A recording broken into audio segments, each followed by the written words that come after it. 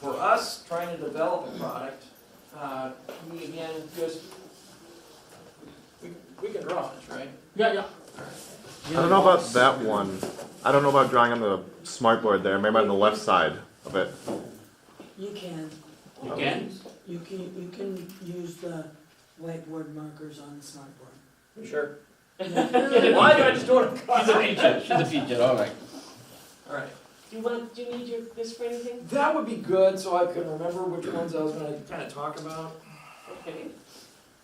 because this thing's still updating.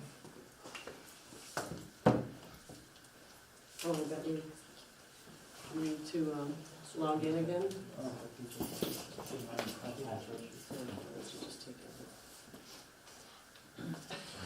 It'll be 2 seconds. No, that's fine. So,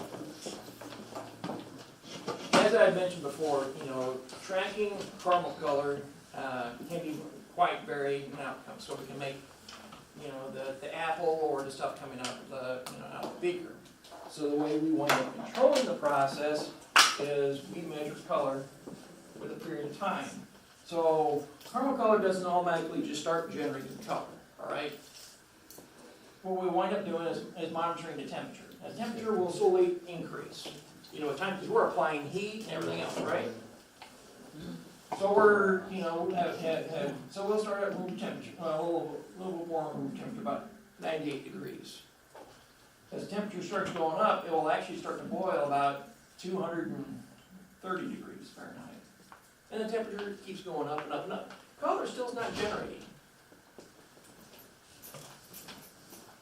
So once we finally reach about 280 degrees Fahrenheit, all of a sudden color starts showing up. Now, color generation is based off of just a few different things. If you're talking about something that we had a high pH, remember we had ammonium or we had caustic.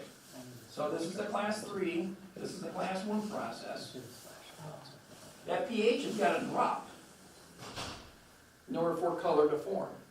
All right?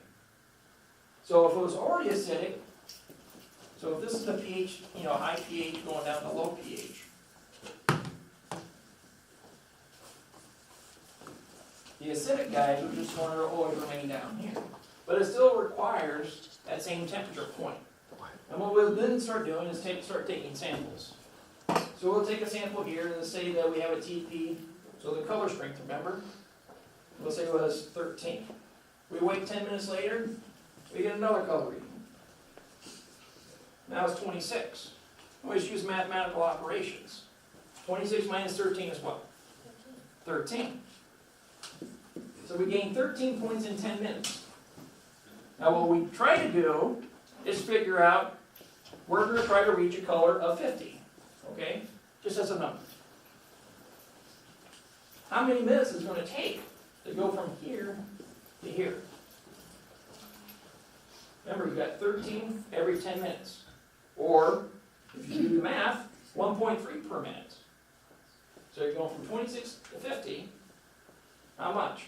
Maybe another 20 minutes? About another 20 minutes, good. And that's when you, what we call break. Breaking process for us means that either we're going to add water to the reaction, and this is typically the open kettle processes, or in a pressure reactor, we release all the pressure and we drop it down into another tank called a flash tank. So it rapidly cools. So either the water or the removal from the energy source is going to do that for us. And it helps us control that reaction process. Now, the funny thing about caramel color, it's not stable. It actually, even though we've supposedly stopped the reaction, it continues to grow. So after we've manufactured it, and it's all at room temperature, color will continue to increase with time. The pH will continue to decrease with time, and the product still gets thicker and thicker and thicker.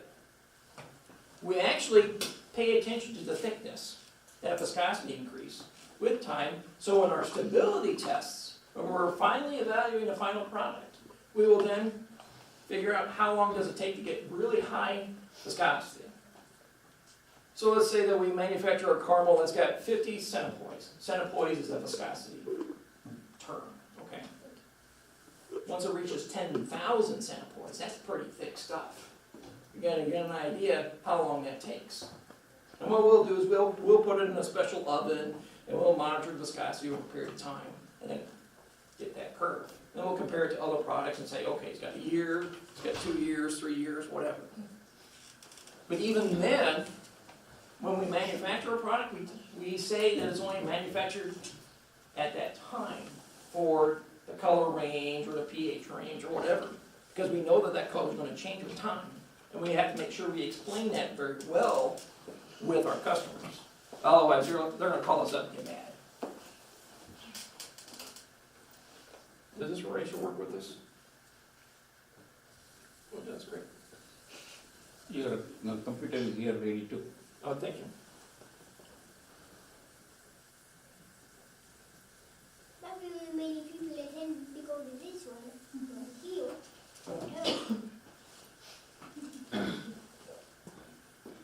So, modeling, right? So just 1 second. Here's a question. Yes? Did you have a question? No, it was a comment. Oh, Okay, thank you. That's right, they said I had to go through the trash operation on this thing. What else? Well, that's what they told me. They said because they said that the school wants to protect their stuff, and I fully understand that. But you have to go through the trash can to go and see your files. Okay. There it is. I'm not trying to make fun of the school. It's just kind of funny. Okay, I was.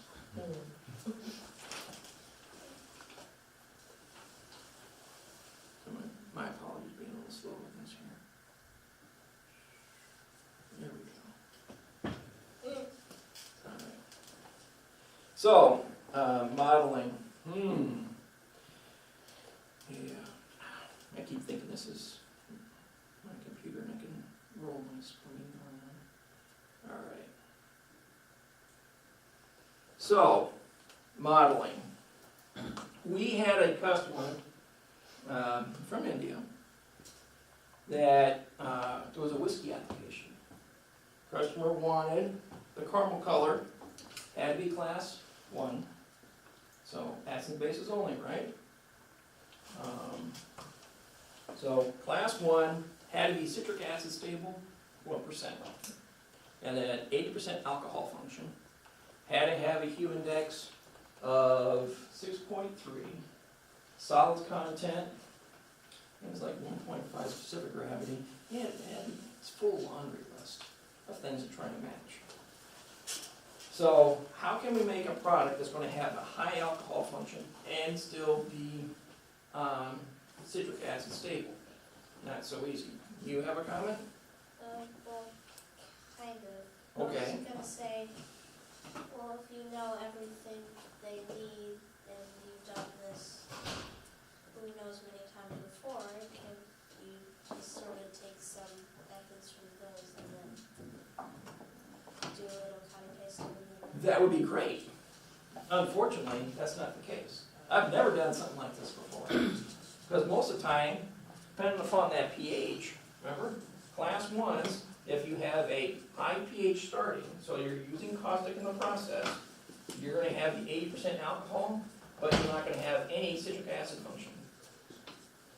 If you go acidic, say that I use citric acid, now you're going to have about a 70% alcohol function, or lower, but now you're going to have citric acid function.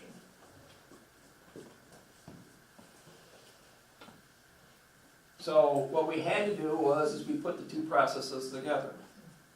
So what we did was we started off the process with citric acid. We cooked it for so long, then we introduced caustic into the process. The reason why we did that is because caramel color is not just one molecule, it's a family of molecules, right? We have a special instrument that can look at the molecular weight of the molecules, all right? The weight of a molecule is called a Dalton, right?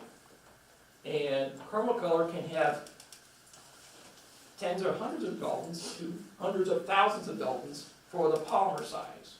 So the polymer, it's kind of like a bell curve. You have quite the variety of molecular sizes in that. So what we wanted to do was generate so much of the polymer, okay, to get some of the citric acid function. And then we told the system, we're going to make some of these other polymers that like the alcohol. And that's basically what we did. So now we've got a product that's close to our targets. We're still working on it. But these are some of the thoughts that we have to go through. We have to be inventive. Kind of like what you said, you know. If we've done it before, we can take the little pieces of back here and there. But we didn't. We had to think new ideas. So are those all patented from like your company would obviously patent that? It's what they call intellectual property. So no patent, but I don't publish it and show anybody how I do this either. So, experimentation. The slides aren't turned off. No, because I'm not going to show you any slides. Sorry. But I'm going to talk about the slides, and that's what I just basically trying to do here, okay? All right, excellent. So,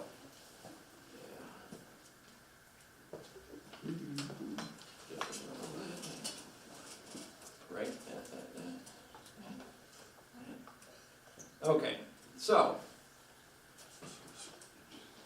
we came up with this process, but now sometimes we want to do what we call molecular, well, mathematical modeling. Mathematically modeling is basically what it is. It accomplishes three things. The first thing it does, it provides an ability to understand different experimental factors. Okay, I'll describe these in a little bit. Second, it provides a model to predict where we need to go. Sometimes it gives us a formula, sometimes it just gives us the direction. Okay? The last thing, it then it provides a lot more background knowledge, so we can then try to do other things in the future. So it provides three different things for us, right? Now, this process is called design of experiments. All right? Designs of experiments, you probably have already done some ways in class, if you ever had a science class or anything else.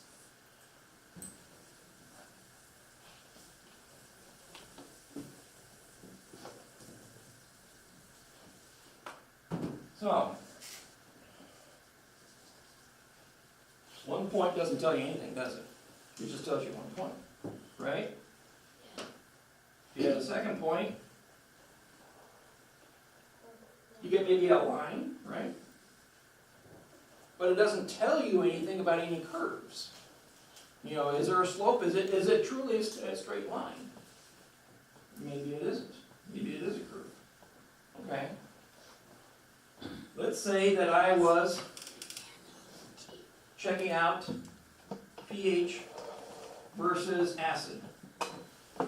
How much acid does it take to get a curve going on?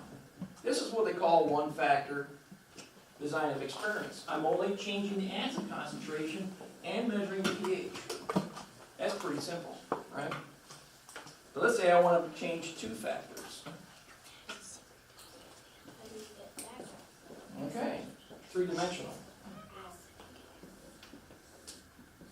Right? X, Y, Z axis. Okay. That's what's a little difficult to sometimes explain.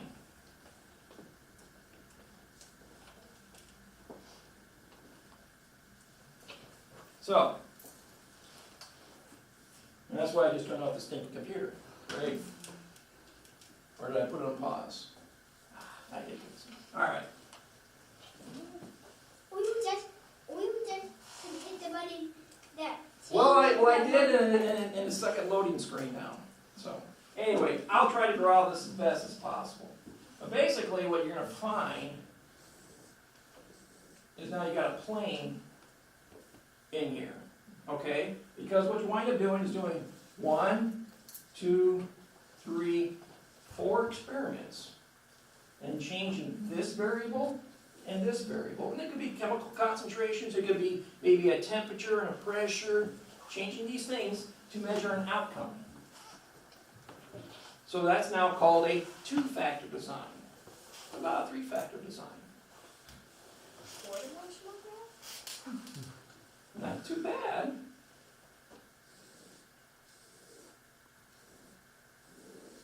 Another plane on top of that. So now you've got that distance, because 4 dimensions is right, space and time, right? So now you got 4 trails, right? Now you got 8. And what this represents is 2 different levels of that third factor. So now you're comparing all this mathematics. What that allows you to do is then predict what's here in the center, based off of the mathematics involved in the process. So my job, besides chemistry, is a lot of math. Sometimes very simple math, sometimes very complex. See, I'm just drawing just planes. Sometimes these aren't planes. Sometimes there's dips and curves and all kinds of other weird things going on. And we use special programming and calculations and everything else to help us generate these models to then do predictions for outcomes. Sometimes they'll give us a formula right here, dead in the center. Great. I don't have to do any more work. But sometimes it says, your answer's way over here. And so then we have to do trials all over again. But that's part of the job. And that's why sometimes the work doesn't take just a day. It takes weeks, months, years. Remember that India project I was telling you about? We've been going on over a year now.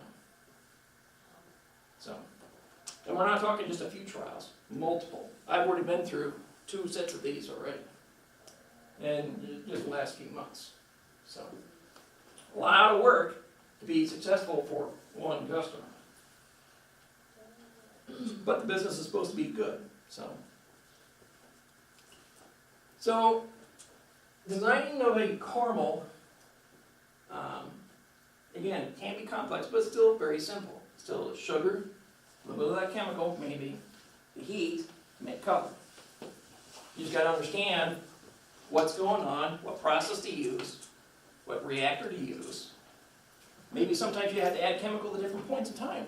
You know, as I showed with acid here, caustic there, to come up with novel products. Any questions? I just have to say something really quick. So, Go ahead. could liquids be formed like in a beaker? Like, Sometimes I do that in a beaker. Okay. I've got a beaker. It's about this big. Holds it holds 4 liters worth of liquid. Hey, But I only put like a liter and a half. plastic beaker and a glass beaker. Do you?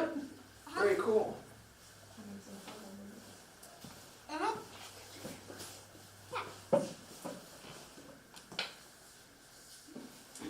Any other question?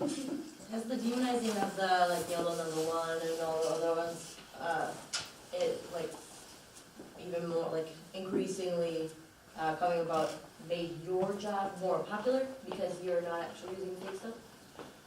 But see, there are others who think that we're using fake stuff. Yeah. We have our own demons out there. There's a blogger called Food Babe. They like demonizing anything and everything. Mm. There's a state in the union. They have a nice law. It's called Proposition 65. Back in the revolution of I think society back in the 1970s, because that was back when everyone was, love not war, let's have, clean up our world, safer water. Well, that's what Proposition 65 intent was. Clean water, clean this, making sure that anything you eat, drink, touch, whatever, isn't going to affect you or any offspring. All right? Not to cause cancer or anything else. Great concept. But the negative side of that whole Proposition 65 is that there's now rampant, and I'm talking really rampant lawsuits all over the place. There are groups that go out of their way trying to find any violators of that law and bring them to court. We've run into that problem, the criminal color industry. because they keep adding new chemicals to their list, and some things that are already been recognized by the federal government for our GMPs, our FCC stuff, that we said it has to be less than that. They didn't care, they kind of ran with it and came up with their own new limits. So, I mean, we've reacted properly, and we've lowered our numbers and everything else, so that way, a person using caramel color in the state of California cannot be compliant with their stuff. Yeah. But we still had enough lawyers running around trying to make a buck, I or also, other industries. I also have another question. So, can you combine a level 1 yet, a class 1 Yes. with a class 2, and also measure how much it is in pH levels, and see if it contains any acid right down there, see if it's a cool or not a cool, like, can you do that? You can mix some caramels with others. Sometimes they're not very compatible. Class 2s hate a lot of other class caramels. Class 1s and 2s are okay. But yeah, when you combine them together, they'll have a low pH, probably about a pH about maybe 2 to 3, okay? Okay, and citric acid, A percent of acid, well, we call that titratable acidity, okay? and that's gonna vary based off that pH. So it's not an easy question to answer, because we'd have to do the experiment. Okay, then try it. Maybe you wanna get back to the office, okay? Yeah. Okay. Do you see the government regulations getting more and more intense for your industry? We're working with the government for it, so, we actually are working with them to update the FCC, since those rules were made back in the 1980s. There's newer, better technologies out there. So back then, they used instruments that were more common for their time. So that would be like HPLCs, GCFIDs, which have not very good detection limits. So now those technologies have easily proceeded from maybe a few part per million now to part per billion. So that much greater in detection, if you know the differences between two. So it's a 1,000-fold improvement. So we've lowered some of these standards. So where they had this level of arsenic, which we were always below, but because of the newer technology, we know that we're even below it, a level even lower than that. So you're saying, hey government, we're trying to help you out to say that our product's that good. We're already complying, yeah. Interesting. How long has your industry been running? My company, since 1880, I believe you said 137 years? Yes, 137 years. Wow. So 5 generations of Septimus, and we're still family owned. Oh. They haven't sold out yet. Is there a cheaper natural source of caramel that you can extract and instead of going through all the chemicals and reactions and whatnot? Not as far as I'm aware. I mean, there are those who have tried to come up with things. Apple extract has got a lot of color tones very similar. And it's probably very comparable to our class 1 process. By getting a product that's got as much color strength as a class 4 or 3, I think they'd be very hard pressed. Not unless they got a nitrogen source in it. Thus using an amino acid or something else. But again, the issue there is that's not stable either, that darkens over a period of time. Right. I think any extract, sooner or later, is not going to be very stable. And it's not just stability with time, it's stable in other conditions. Yes. So we're talking an acid application or a salt application.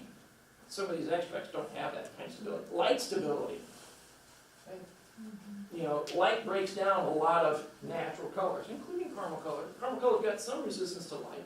But if you stick the caramel color under intense sunlight for hours, it's going to break down. They use dark colored beer bottles for colorful beer, yeah. Exactly. Yes. What is it about like certain molecules, like you say,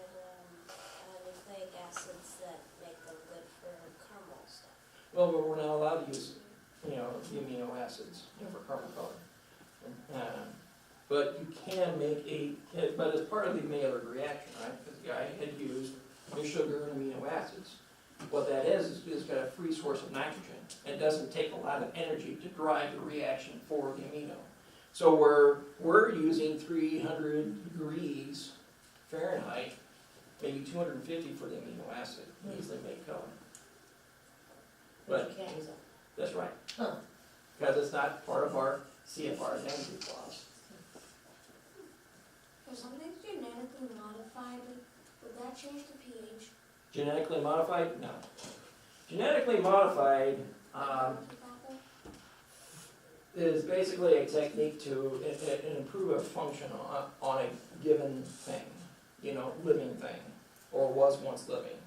So when I talked about genetically modified, we're talking like the corn, because they wanted to make it more resistant to disease or to pest, certain pests or anything else. So they went in, modified the genetics of that plant to make it work that much better. The question is that genetically modified product safe? In the United States, we've been eating genetically modified crops for decades. In Europe, they're taking a little bit more conservative approach, and they're trying to get the scientists or the companies to prove that they're safe. So they have to go through a series of tests and approvals and everything else for that. But there are still a lot of those who are resistant and want no GMOs because they're afraid that something's going to happen to you or the food chain. And I understand that. But it's kind of like organic. How many people buy organic in here? Why? What's so good about organic? But you can reuse it, like, turns into product, turns into do it again, turns into product again, and then again and again and again and again. All foods are organic, yes. And so, Okay. Organic is supposed to be the most natural, right? Most safe, right? That's not necessarily correct either. Okay? One of the biggest problems with organic is the technology they're trying to show and use is what was done back in the Middle Ages. Middle Ages had a lot of problems with their crops. A lot of crop failures, a lot of other things that the organic people think, that's really good. So because their yields are so much less, you have to pay 2 to 5 times as much for some of the products. Is it healthier? Is it more natural? It's probably a little bit more natural because you're now not genetically modifying, you're not using certain pesticides or other things on those crops. But if you actually ask the scientist, is there an improvement? We're going to say no. Because there's no evidence for it. But it's a more of a bout of opinion. It's kind of like, who voted for Hillary, who voted for Trump, the worst of two evils. Flip a coin. So it's all about perception.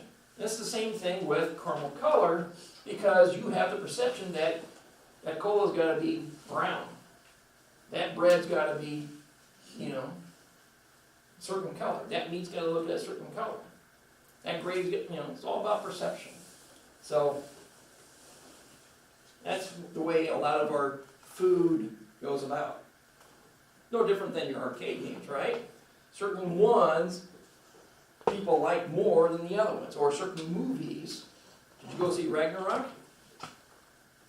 Just not yet? Are you going to go see Star Wars? I've seen it. You've already seen StarArs? I don't think it comes out until December 15th. I'm envious of you. Which one? Last Jedi. I don't think anyone's seen that. Exactly. That's correct. But it's all based off of, popularity and choice and everything else. Perceptions, because it's going to be a popular movie. They say it's going to be.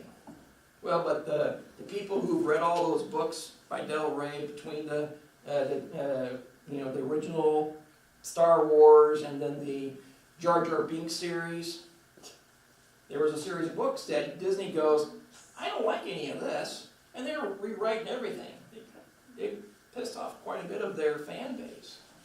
So, perception, sometimes you're gonna get some people to like you, sometimes you won't. So, organic, to me, it's personal choice.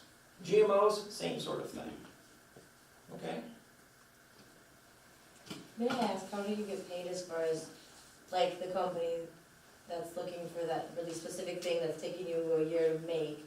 Do they pay for your time? Do they pay for the product once it's finished? Like, how does that work? Well, if we want the business, then we get to sell to them. So you have to make it, We have to make and it then sell it to them. and then sell it to them. What if you're not successful? And we don't get to sell it to them. And even if we think we're successful, and they go and get the product, they could still say, this is not good enough. Yeah, We've had that. interesting. An example in China. That we had to make a product, they put all these requirements in, we met those. No, it's still having a problem. Oh, what was the problem? Oh, it wasn't doing this right. Okay, go back to the drawing board, fix that. No, it's still not right. We still don't have the business, and we spent like 3 years on it. So your company has to invest that time and labor before they get paid? It's, I get paid no matter what. Right. But they don't go and rack up a series of charges for the customer says, now you gotta pay for this. The customer, if we want that customer's business, we will bend over backwards to be successful, to provide them the best quality product and hopefully a competitive cost product. Yeah. That's the other sort of thing I didn't talk about here, price. That's why we try to use something we currently manufacture, or if we don't, we'll look at our sister companies, do they have a unique product that may fill that niche? And then sometimes, even though we may be, there may be other things that we can't affect. Sometimes shipping costs are huge. Shipping something from the United States down to South America as compared to something shipping from China is cheaper for shipping from China to South America than it is from up for us. So we're at a cost disadvantage while our China partners are fine. Yes? How does that work? Why is it, like, we're closer, why do we have to disadvantage? That I won't go into. That's economics and regional things, that's their stuff. I just worry about making a caramel. That keeps it simple for me. Yes, sir? So we'll take one last question. Go ahead. What things wouldn't caramel color take action in? I mean, won't take action. Like, what won't it caramel color work in? What won't it work in? It varies. Well, it won't work in air. Because we don't want air color very much. No, I mean, it's a good question. It just varies. 100% alcohol. All caramel colors will precipitate. But, why have something 100% alcohol? Some flavors are initially in that kind of alcohol content. What they'll do is they'll throw a little bit of the caramel into the flavor, so they only have to add one component. So we will sell the caramel to a flavor house. We've got all these flavors, and they'll then sell that to the other person just to add that one component. But yeah, that's one example. All right, well, it's 8:40, so we'll conclude here. If you still have a question, Oh, I also have, Jared is here, can ask you a question still, but we're at here. I also